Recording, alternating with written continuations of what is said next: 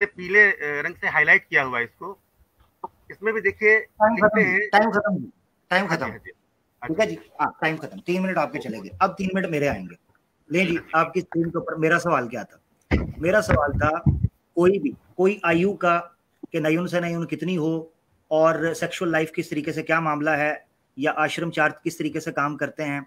मेरा इस वक्त कंसर्न ये नहीं था।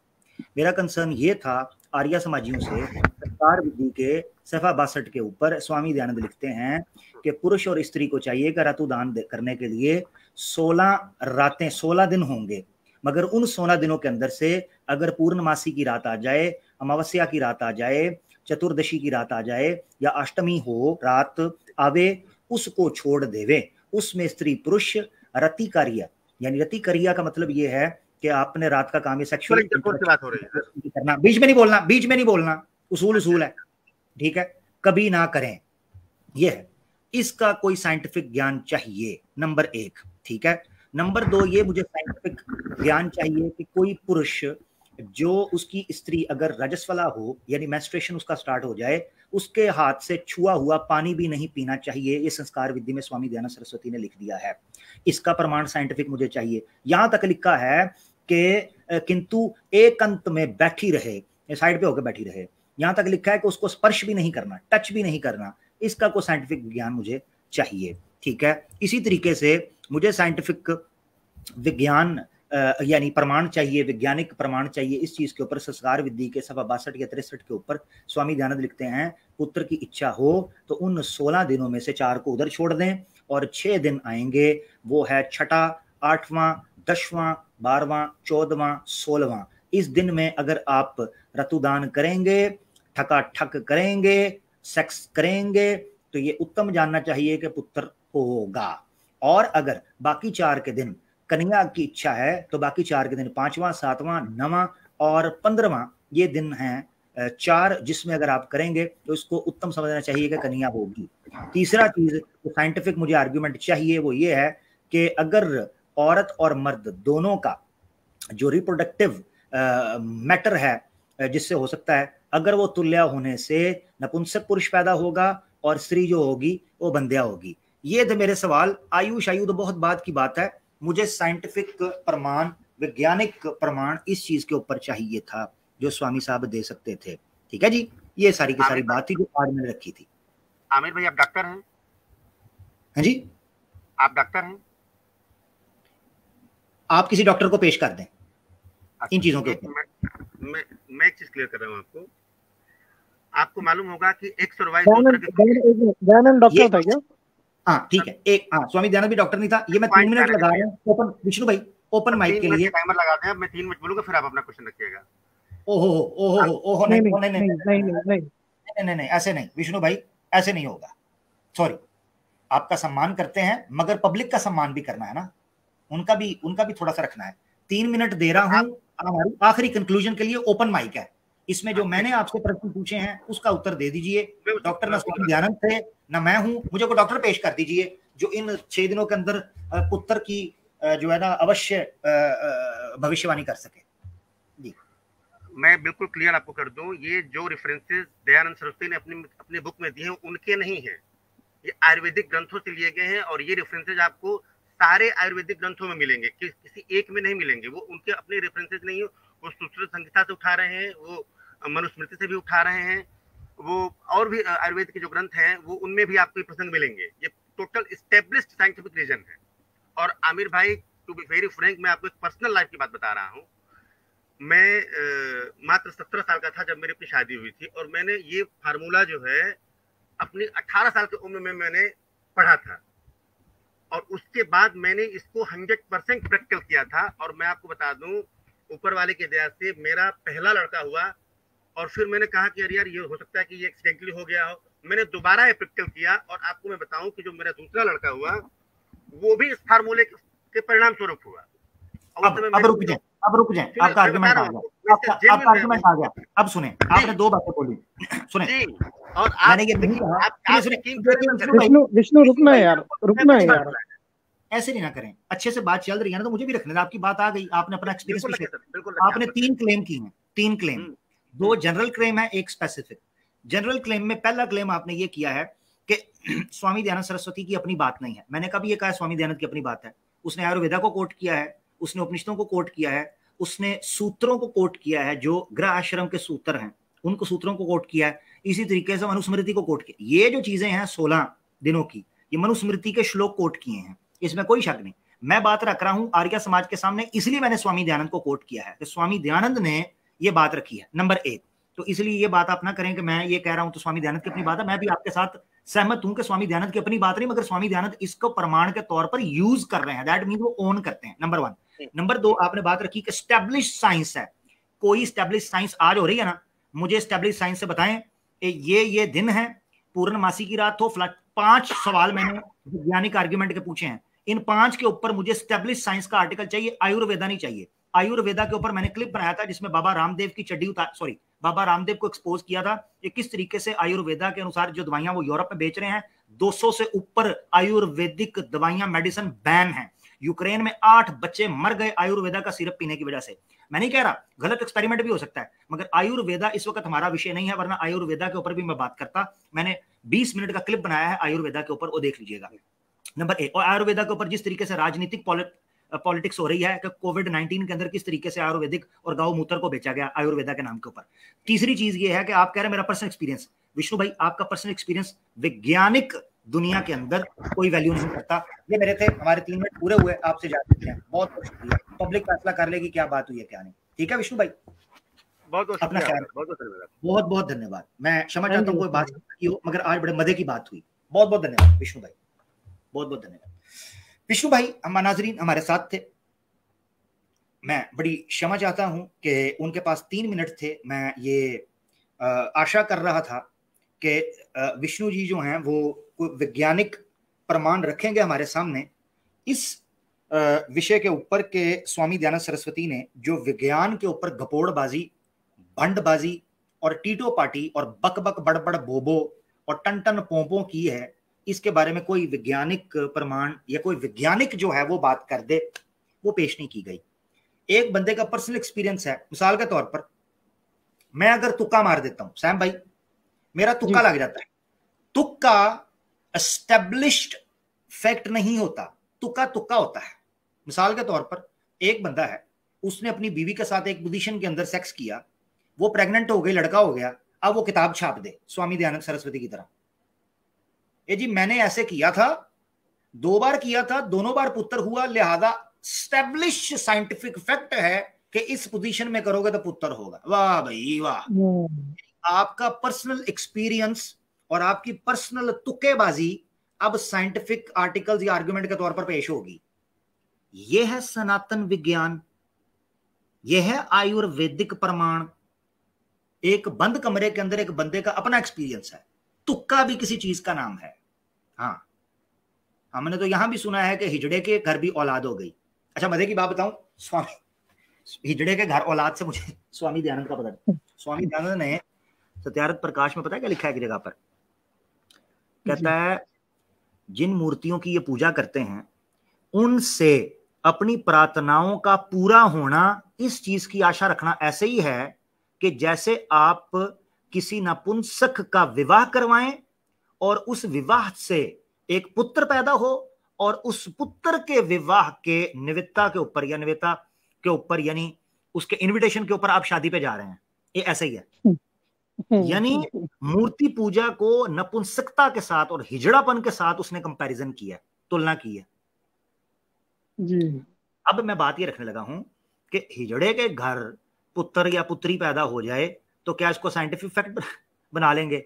ओ भाई, ये चमत्कार हमसाये का भी तो हो सकता है ना, है जी, हमसाया भी कभी चमत्कार कर जाता है, ये बात है।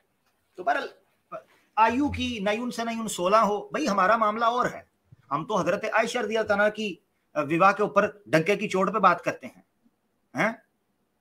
आप हो जो राम और सीता की जोड़ी के ऊपर रौला डालते हो कि सीता जी की आयु कितनी थी, आप हो, आपका नहीं मुझे पता, यानी सनातनियों की बात कर रहे हैं जो रुक्मणी के ऊपर शोर डालते हैं कि जी नहीं जी 8 साल की नहीं थी, फलानी थी, आपके शास्त्रों में लिखा है। खैर, तो मनुस्मृति में जो नयून से नयून आयु लिखी हुई है हमें उससे क्या मसला है भाई, वो अपनी जगह पे होगी। सवाल तो ये था, देखो मैंने यहां भी एतराज नहीं उठाया, देखो मैंने इंसाफ की जो बात है इंसाफ की है। मैंने यहां तक कि स्वामी दयानंद सरस्वती ने जहां भांग पी थी, मैंने आखिरी जुमला भी जानबूझकर पूरा पेज हाईलाइट किया, आखिरी जुमला कि स्वामी दयानंद ने उस वाक्य के बाद कहा कि मैंने भांग जो है उसको त्याग दिया, उसके सेवन को त्याग दिया था। अल्लाह के हुक्म से हम पूरी सिंसियरिटी के साथ दुश्मन की बात भी रखते हैं, ठीक है, ऐसी कोई बात नहीं। तो मैंने तो यहां भी एतराज नहीं किया, जो ये था, ये अपना पुत्र और पुत्री की इच्छा के ऊपर, ये जो पुरुष का अधिक वीर्य होने से पुत्र हो, ये क्योंकि साइंटिफिकली एस्टेब्लिश बात है। साइंटिफिकली एक्स वाई के क्रोमोसोम्स जो होते हैं, जिनको सेक्स क्रोमोसोम्स कहा जाता है या जेंडर स्पेसिफिकेशन का क्रोमोसोम कहा जाता है, हमें मानने में कोई एतराज नहीं है। हदीस के अंदर भी आया, साइंटिफिकली प्रूवन भी है कि अगर मेल का जो स्पर्म है वो डोमिनेट कर जाए, इसको बोलते हैं डोमिनेट या इसको मैंने एक वीडियो डाली हुई है, डोमिनेट जीन्स, ठीक है ना, ये डोमिनेट करने वाले जीन्स जो होते हैं, तो अगर जो क्रोमोसोम्स के अंदर से मेल का क्रोमोसोम जो होता है वो डोमिनेट कर जाता है तो मेल आएगा, फीमेल का कर जाएगा तो फीमेल आएगी। ये तो सिंपल साइंटिफिक फैक्ट है, मैंने इस पे एतराज नहीं किया। मेरा एतराज नपुंसक के ऊपर था, ठीक है ना। अगर ये दोनों लड़ लेंगे तो नपुंसक आएगा। हाँ, नपुंसक आएगा, इस पर था। अभी तो मैं इंशाल्लाह, मेरा इरादा है बड़े अरसे से, क्योंकि इनको खुजली बड़ी होती है आर्य समाजियों को, तो इनके ऊपर बात करनी मजबूरी है, हमारी बात करनी पड़ती है। जिस तरह मैंने इनको भी कहा कि ना तुम न सदमे हमें देते ना हम फरियाद यूं करते। मैं तो आइडियोलॉजी के ऊपर बात करना चाहता था, मैं इवन इस टॉपिक पर बात करना चाहता था, जेंडर डिस्फोरिया क्या है या जेंडर क्लासिफिकेशन कैसे होगी, या जो LGBTQs हैं इनकी साइंटिफिक अप्रोच या साइंटिफिक बेसिस क्या है, इस मुद्दे पर भी बात करना इंशाल्लाह करेंगे। मगर अभी सवाल आमिर भाई, ये आयुर्वेदा जो बोल रहे हैं ना, इसके अंदर इतने चीज निकाल सकते हैं, एटलीस्ट 25 से 50 स्ट्रीम्स कर सकते हैं नॉन स्टॉप इसके ऊपर, सिर्फ आयुर्वेदा के ऊपर। और कोई आर्य समाज नहीं आएगा उसको डिफेंड करने के लिए, गारंटी देता हूं मैं। बिल्कुल, मैंने ये मेरी कुछ स्ट्रीम थी क्वेश्चन आंसर सेशन की, उसके किसी एपिसोड में मुझे याद नहीं रहा, मेरा इरादा था मैं उसका क्लिप निकालूंगा, क्योंकि उस वक्त जो है वो बड़ी बात चल रही थी कि बाबा रामदेव जो है उसने किस तरीके से पूरी की पूरी, और आयुर्वेदा के ऊपर इसलिए बात हुई थी कि कोविड के जमाने के अंदर इन्होंने मूत्र जो है आयुर्वेदा के नाम के ऊपर गोबर, उसको मिक्स करके कहना शुरू कर दिया था। बीजेपी के लोगों ने, RSS के लोगों ने, पॉलिटिशियंस ने। पता क्यों? क्योंकि एक बड़ी जो है ना वो ये फार्मास्यूटिकल जो कंपनी है बाबा रामदेव की, पतंजलि, ठीक है, one of the biggest growing business Patanjali का आयुर्वेदिक के ऊपर है, उसके ऊपर एक्सपोज किया था हमने। तो आयुर्वेदा के ऊपर पूरे का पूरा प्रोग्राम हो सकता है, जिस तरह सैम भाई ने कहा, इस वक्त विषय वो नहीं था, विषय था साइंटिफिक फैक्ट स्टैब्लिश करना कि स्वामी दयानंद सरस्वती साहब ने जो बोंगी मारी है उस बोंगी का प्रमाण कहां से लिया गया है, ये था। अब सिंपल बात है सैम भाई जी, यार, मियां बीवी एक कमरे के अंदर है, उनकी शादी हुई है, वो लीगली मैरिड और वेडेड कपल हैं, उनका दिल कर रहा है वो सेक्स करने लगे हैं। अब खिड़की खोल के या इंटरनेट पर चेक करेंगे कहीं अमावस की रात तो नहीं है, कहीं पूर्णमासी की रात तो नहीं। वाह यार वाह, स्वामी दयानंद तेरी शादी नहीं हुई कमीने, तूने किसी को सुखी नहीं रहने दिया, सबके घर में लुच डाल दी। पत्नी का दिल कर रहा हो और पति जो है खिड़की से बाहर देखे कहीं जानू पूर्णमासी की रात तो नहीं, कहीं अमावस्या। कमाल है यार, उसका दिल कर रहा है, करने दो। ये वही हैं मुहूर्त निकाल कर, ये कहते हैं हम चमत्कार को नहीं मानते, हम कल्पनाओं को नहीं मानते। और चमत्कार और कल्पना क्या है? इस सूरज को देख के सेक्स करने का मूड बनेगा, उल्लू के पट्टे, वैम्पायर ना हो तो हैं, ये चांद को देख के ठका ठकाई करेंगे, ये तो वैम्पायर्स का काम है, आऊ करके वो शुरू हो जाते हैं। आमिर भाई, मुझे लग रहा है कि बाकी के दिन ये लोग जो है ना नियोगा में गुजारते होंगे ना, कि बाकी के दिन उनके लिए और बाकी के दिन आधे तुम हस्बैंड के आधे हमारे, ऐसे करके दिन सेट किए होंगे उन्होंने। चलो नियोग के देखो, नियोग भी अच्छा, उधर भी कहते हैं, ये भी आर्ग्यूमेंट मैंने, जिंदगी का मजा तो नियोग में है। 3 बड़े ब्लंडर इनके एक्सपोज किए हैं। नंबर 1 ये कहते हैं जी संतान उत्पत्ति के लिए नियोग किया जाता है, उस ब्लंडर को भी एक्सपोज किया। कहते हैं जी विधवा का होता है, उसको भी एक्सपोज किया। कहा जी अगर पति दूर हो तब किया जाता है, पति के जीवित नहीं किया जाता। ठीक है, यानी पति अगर रेंज के अंदर ना हो तब क्या, उसको भी एक्सपोज किया, तो 3-4 को एक्सपोज किया, जिससे पता चलता है। 1 मिनट के लिए मान लिया जाए, आप ये कह रहे हैं नियोग के लिए, ये भी नहीं कह सकते, क्योंकि नियोग से संतान उत्पत्ति करनी है, और संतान उत्पत्ति का ही तो नुस्खा संस्कार विधि के अंदर ये बयान किया कि पूर्ण, तो नियोग भी उस रात के अंदर नहीं कर सकते, ये भी याद रखें। और आमिर भाई, ये नियोग का भी मसला जो है, नियोग का भी मसला जो है, ये इवन नंबर्स में ही करना है, बच्चा ही होना है, लड़की नहीं। हाँ, हाँ, भाई साहब बिल्कुल 11 दफा नियोग कर सकते हैं, ठीक है ना जी। तो इनके तो मजे लग रहे हैं, इन्होंने ऐसी प्रथा बनाई है कि इनकी तो अय्याशियां चल रही हैं, और ये चल रहा है ग्राउंड लेवल पे, लेकिन ये कह नहीं सकते कि हम नियोग कर रहे हैं, ड्रग्स दे के पानी में कुछ मिला के कर वही रहे हैं ये लोग। यार मुकुल शर्मा मुझे पीछे नजर आ रहे हैं, सनातनी भाई हैं, आपकी डिवाइस जो है वो कनेक्ट नहीं है मेरे भाई, अगर आप कैमरे और माइक को अलाउ करेंगे तो मैं आपको ले लूंगा। हाँ, इत्तेहाद भाई ने भी हमें ज्वाइन किया है, सैम भाई इत्तेहाद भाई का भी ले लेते हैं। इत्तेहाद भाई वेलकम आपको स्क्रीन पर। वालेकुम सलाम। और ये बता दें कि आज का टॉपिक आपने सुना, क्या कहिएगा आज के मुद्दा पर जनाब? बहुत जबरदस्त तीर, बहुत जबरदस्त मारा है। जितने भी इनके आर्य समाज के जितने भी क्लेम्स हैं, आपने ऐसे तीर मारे हैं कि दर्द पिछवाड़े से शुरू होगा, मुंह तक उसको झेला जाएगा, और ये दर्द दिखाई दे भी रहा है कि लोग आ नहीं रहे। तो तीर मोरी दे बिच है, पूरा हर पार है भैया। उस पे का इलाज कुछ नहीं है, इसका इलाज नहीं है, लाइलाज हो चुका है, और ये लोग आ नहीं पाएंगे, जितने भी आर्य समाजी है ये डिफेंड नहीं कर पाएंगे। ये फिर वो रिफॉर्म करने बैठ जाएंगे, कहाँ पे लिखा है रिफॉर्म कर देते हैं वहां पे। तो अच्छा, नीचे हाँ जबरदस्त एक एक्सेप्शन मैं कर रहा हूँ, ये हमारे बड़े प्यारे भाई हैं, दिल नवाज भाई हैं, वो कह रहे हैं आमिर भाई आ जाओ, आ जाए दिल नवाज भाई, आप ज्वाइन कर लें, आपको हम एक्स्ट्रा एक्सेप्शन दे रहे हैं, आप ज्वाइन कर लें। मुकुल शर्मा जो है उन्होंने जनाब कर लिया है, तो मुकुल शर्मा को हम ऐड करते हैं। जी मुकुल भाई, मेरी आवाज आ रही है आपको? जी आपको आ रही है आपकी आवाज। आप सनातनी भाई हैं? हाँ जी। ठीक है, आप आर्या समाजी हैं? नहीं। ठीक है, आर्या समाज के बारे में क्या कहते हैं आप जी? मतलब इतना तो मेरे को नहीं पता, मतलब मेरे फादर हैं उसमें। अच्छा, आपके फादर आर्या समाजी हैं? हाँ जी। तो आपके फादर पास हैं अभी? नहीं, वो दूर अभी सो गए हैं। ओहो, यही तो टाइम था आर्या समाजियों के जागने का, वो सो गए। मतलब मैं खिलाफ हूँ वैसे तो, मैं बोलता नहीं हूँ, मतलब मेरे को पता है कि क्या सही है क्या गलत है। आप जो काम करो बिल्कुल सही है, लॉजिक के हिसाब से वो चीज़ें हैं, और मुझे मतलब कि जो आप बात करते हो वो लॉजिक लगती है। ठीक है, आप अभी तक सनातनी ही हैं ना? हाँ जी। तो फिर आप कह रहे हैं मेरी बात आपको, या इसका मतलब है फिर आप सत्य के साथ खड़े हैं? हाँ जी। ठीक है, तो आपकी अपने कभी बाबा से, फादर से कभी डिबेट हुई हो इस मुद्दे पर कि आर्या समाजी ठीक नहीं है या वो गलत कहते हैं या क्या है? मतलब जब भी डिबेट करने लगो तो वो मतलब उनका वही होता है, जैसे कि आपने कहा है कि मोहर लगी हुई है एक, तो वही चीज़ उन पर लगी हुई है, तो मैं इतना कुछ बोलता नहीं हूँ। मैं मतलब अपना ठीक रहता हूँ, जो मेरे को सही लगता है वो ठीक सही लगता है मेरे को। ठीक है, तो उन्होंने कभी आपको कहा नहीं कि हम आर्या समाजी हैं तो हमारे पास तो सत्यार्थ प्रकाश है, या डिबेट करो जाओ, या ये है वो है? नहीं, मुझे उनकी बात लॉजिक नहीं लगती बिल्कुल भी, क्योंकि मैंने जितने आपने जो अपने ग्रंथ वगैरह मेरे को दिखाए थे ना, आपने देखा, मैंने स्क्रीन देखी आपकी, तो मेरे को उसमें लगा कि इलॉजिकल चीज़ें हैं सारी, इनका कोई सेंस नहीं बनता। तो ठीक हो गया, तो अब ये है कि आप अपने फादर से पूछिएगा जो चीज़ें मैंने दिखाई हैं स्वामी दयानंद सरस्वती की किताबों से ही, तो उनको पूछिएगा कि इस बारे में क्या कहते हैं। हाँ जी बिल्कुल। मुकुल शर्मा भाई बहुत बहुत धन्यवाद, आप आए, सुन के अच्छा लगा। Thank you. हाँ जी, बहुत धन्यवाद, अपना ख्याल रखिएगा। नहीं दोस्तों, मुकुल शर्मा हमारे साथ थे, बड़ी प्यारी बात चल रही थी। हमें दिल नवाज भाई ने ज्वाइन किया, जो कि हमारे बड़े प्यारे भाई हैं। और दिल नवाज भाई के बारे में ये मैं बताता चलूं कि इन्होंने बड़ी बड़ी कीमती किताबें मुझे आर्या समाज से रिलेटेड ईमेल की, और अल्लाह इनको जज़ाए खैर दे, जिससे मैंने काफ़ी हेल्प दी है। और ऑब्वियसली कई जो इसके वेदास की ट्रांसलेशन है आर्या समाजियों की, वो इन्होंने मेरे साथ शेयर की।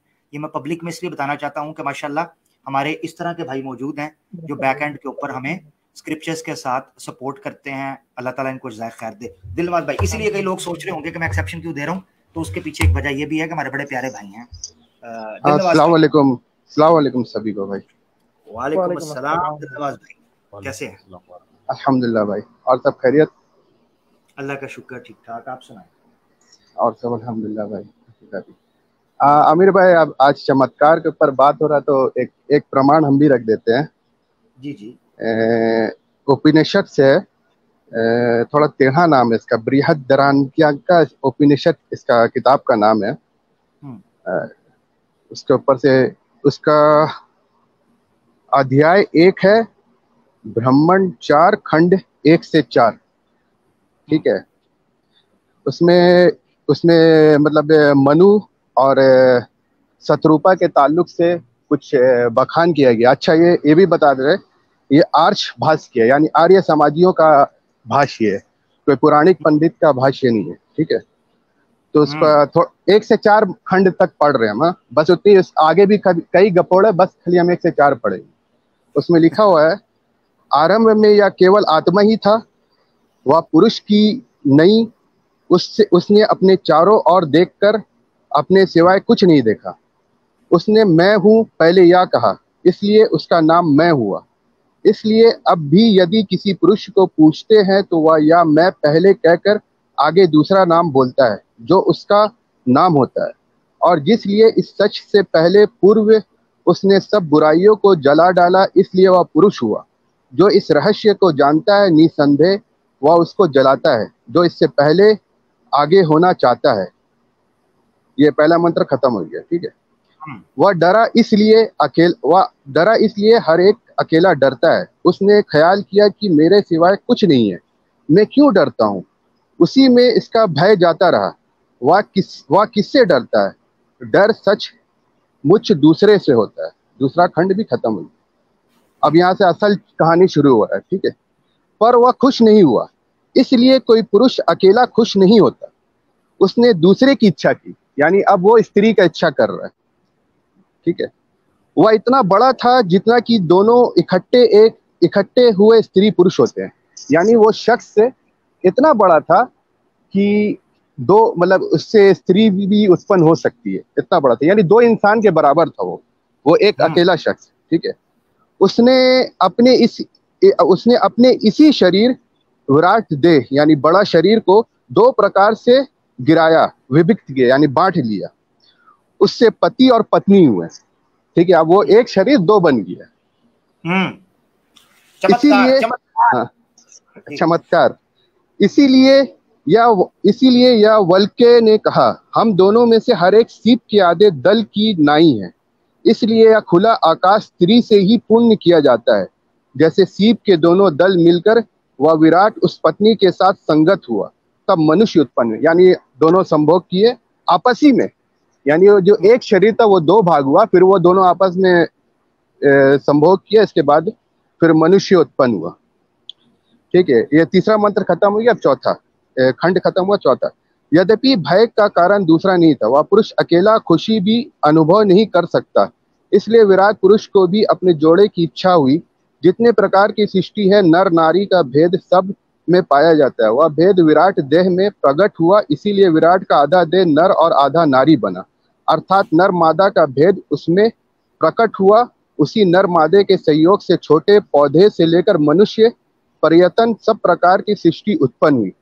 यानी अब इसी प्रकार खाली मतलब इंसान ही पैदा नहीं है, बल्कि और भी कई चीज प्रकट हुआ। जैसे अब उसमें बताया गया कि वह गौ बन गई, दूसरा सांड बन गया, और उसके साथ संभोग हुआ, उससे गाय उत्पन्न हुई। वह घोड़ी बन गई, दूसरा घोड़ा बन गया। वह गधी बन गई, दूसरा गधा बन गया, और उसके साथ संगत हुआ, तब एक खुर वाला, जिनके खुर बीच में से फटे हुए नहीं होते, गधा घोड़ा खच्चर उत्पन्न हुआ। इसी प्रकार पूरा सृष्टि का आगे और पूरा बखान है। इसी प्रकार पूरा सृष्टि यानी पूरा आपका दुनिया उत्पन्न हुआ। ये आर्य समाज का बोलिए। मैं यहाँ बताना चाहता हूँ, ये यज्ञवल्क्य की बात हो रही है, ऐसे ही है ना? ये यज्ञवल्क्य, इसके ताल्लुक से तो हम नहीं जानते हैं, लेकिन हम ये किताब अभी पढ़ रहे हैं। हाँ ठीक है। बृहदरण्यक का उपनिषद जो है, ये जंगल के बारे में, ये उपनिषद है, श्रुति बुक में आता है। जी। उपनिषद है और मुझे जहां तक याद पड़ता है ये यज्ञवल्क्य जो हैं ये इसको काफी ज्यादा इन्होंने लिखा और इस पर बात की। इनकी 2 पत्नियां थी, वो भी चमत्कार है लंबा चौड़ा, वो भी किस्सा मैं बताऊंगा। और मैं एक प्रॉपर स्ट्रीम, दिलनवाज भाई जज़ाकल्लाह आपने इसको एक्सप्लेन किया, मैं प्रॉपर एक स्ट्रीम करूंगा। अभी तो मैं हल्का हल्का टच दे रहा हूँ, हल्का हल्का शॉक, जोर का झटका धीरे धीरे, ठीक है ना जी। तो अभी मैं पूरी एक स्ट्रीम करूंगा आने वाले दिनों में जिसमें हम एक्सप्लेन करेंगे आर्य समाजियों की किताब सत्यार्थ या स्वामी दयानंद नहीं, इन ऋग्वेद हो और उनकी कमेंट्रीज में उपनिषदों के अंदर जो चमत्कारों को इन्होंने खुद लिखा है, इनके चमत्कार हम पूरा एक स्ट्रीम करेंगे, उसमें सारे चमत्कारों को मैं एक जगह पर इकट्ठा करूंगा। अभी के लिए एक रेफरेंस मैं आपको स्वामी दयानंद का दे देता हूँ, आर्य समाज का।